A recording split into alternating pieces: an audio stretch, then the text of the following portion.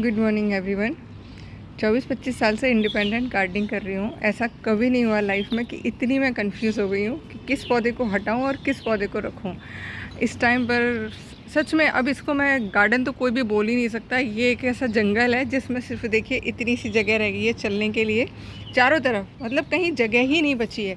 और ऐसा नहीं है कि अब मैं पौधे लगाए जा रही हूँ, जो पौधे थे वही इस बार इतनी लंबी बारिश खिंच गई कि इतनी ज़बरदस्त ग्रोथ कर ली है सब ने कि मैं क्या ही बोलूँ। मतलब कुछ पौधे तो मेरी हाइट को भी क्रॉस कर चुके हैं, जबकि मैं 5-7.5 इंच हाइट है मेरी और उसको भी क्रॉस कर लिया है। तो एक तरफ तो खुशी होती है कि विदाउट केमिकल नेचुरल तरीके से बिना खाद खरीदे इतना बढ़िया मैंने सब कुछ कर लिया है। और ये एक मेरी प्रैक्टिस थी जो कि मैं शुरुआत से शेयर करती आ रही हूँ कि मैंने यहाँ पर सिर्फ अपना आगे लाइफ में मैं कैसे करूँगी वो मैंने एक प्रैक्टिस किया और उस प्रैक्टिस में मैं 100% 110% सक्सेसफुल रही हूँ, जिससे अब मैं इतना श्योर हो गई हूँ कि आगे लाइफ में मैं कहीं भी जाऊँ, मुझे आप किसी भी जगह भेज दीजिए, मैं वहाँ पर उस एरिया के अकॉर्डिंग विदाउट केमिकल गार्डनिंग कर सकती हूँ। क्योंकि केमिकल तो था ही नहीं कभी लाइफ में, लेकिन हाँ जिस तरीके से अब किया है नेचुरल चीज़ों से वो मेरे लिए बहुत ही अमेजिंग एक्सपीरियंस रहा है।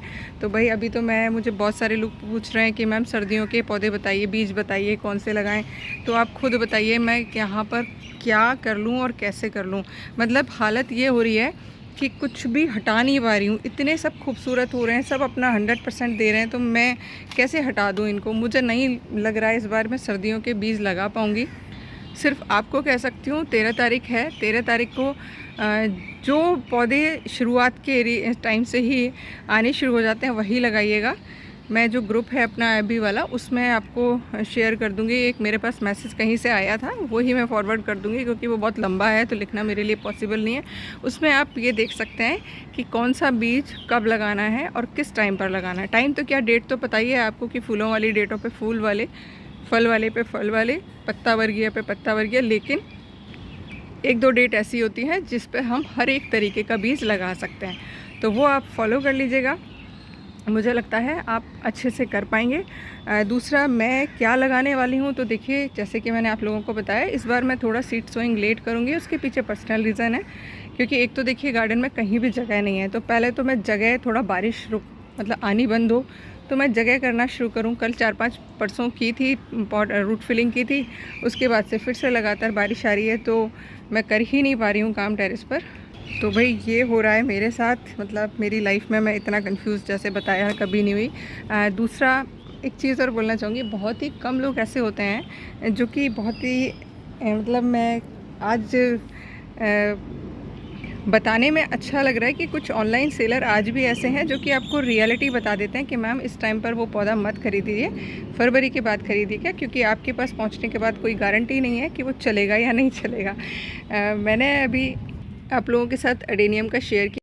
कुछ प्लांट मल्टी पेटल के चाहिए थे, लेकिन मैंने चूँकि मल्टी पेटल आपको बताया हाइब्रिड आता है, तो मैंने किसी को फ़ोन करके पूछा, मैंने कहा भाई मुझे चाहिए आपसे, तो उन्होंने मुझे मना कर दिया कि मैम मत खरीदिए क्योंकि वो हाइब्रिड होते हैं, ग्राफ्टेड होते हैं, तो दिल्ली के क्लाइमेट में कई बार नहीं चल पाते हैं और मर जाते हैं, और मर जाएंगे तो आपको बुरा लगेगा, तो आप फरवरी के बाद खरीदिएगा। मतलब आज भी इतने सच्चे और अच्छे लोग हैं दुनिया में, तो यकीन होता है कि ऐसे ही लोगों की वजह से दुनिया कायम है। नहीं तो देखिए अगले को सेल करना था, मुझे ख़रीदना था, अगर वो चाहते तो मुझे दे सकते थे। तो ये चीज़ मुझे बहुत अच्छी लगी। दूसरा मैं आप लोगों को एक चीज़ बताना चाहूँगी कि देखिए जब हम किसी भी बीज से पौधा उगाते हैं तो कई बार आप देखते हैं कलर में वेरिएशन आ जाता है। मतलब जो कलर हमारे पास होता है वो किसी दूसरे के पास पहुंच के वो कलर नहीं होता है। रीज़न उसके पीछे क्योंकि पॉलिनेशन जो है, देखिए अगर आप खुद कर रहे हैं हैंड पॉलिनेशन तो आपको पता रहेगा कि किस पौधे का किस फूल का आप कर रहे हैं, लेकिन जब बटरफ्लाइज और बीज के द्वारा पॉलिनेशन होता है तो उसमें क्या होता है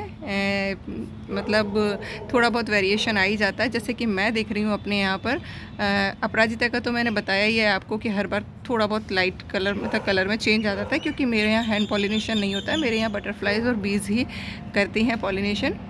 जैसे कि देखिए हाइब्रिड विंका का ये वाला कलर मेरे पास नहीं था, मेरे पास डार्क एकदम से जो महावर वाला कलर होता है ना वो था इस वाली वैरायटी में। और अब देखिए आप ये पिंकिश कलर निकल के आया है। ये क्या हुआ है कि क्रॉस पॉलिनेशन हुआ होगा लाइट पिंक और डार्क पिंक का, जैसे भी हुआ मुझे नहीं पता, बट ये देखिए दो पौधे निकले हैं, एक ही ये फली में से गिरे होंगे, और ये देखिए दोनों का कलर आप देख सकते हैं बिल्कुल डिफरेंट है। सेम देखिए, ये मैंने हाइब्रिड विंग का ही लगाया था, डार्क कलर का, और इनके देखिए कैसे लाइट शेड निकल के आए। तो ये सब क्रॉस पॉलिनेशन से होता है। तो आप अगर कहीं से बीज ले रहे हैं और अगर नेचुरल तरीके से बीज प्रोसेस होकर आ रहा है, पॉलिनेट होकर आ रहा है, तो आपके यहाँ डेफिनेटली वो कलर जो है चेंज आएगा। तो ये एक मेरा छोटा सा ऑब्जर्वेशन है, खासकर हाइब्रिड विंग का और अपराजिता में। बाकी आप लोग भी अपने एक्सपीरियंस शेयर करिएगा कमेंट बॉक्स में। और भाई देखिए, मेरे यहाँ तो यही हालत है, जो मैं कुछ नहीं कर पा रही हूँ। आप लोग क्या कर रहे हैं, कैसे मैनेज कर रहे हैं, कमेंट बॉक्स में ज़रूर बताइएगा। और आज देखिए मिर्ची हार्वेस्ट कर रही हूँ।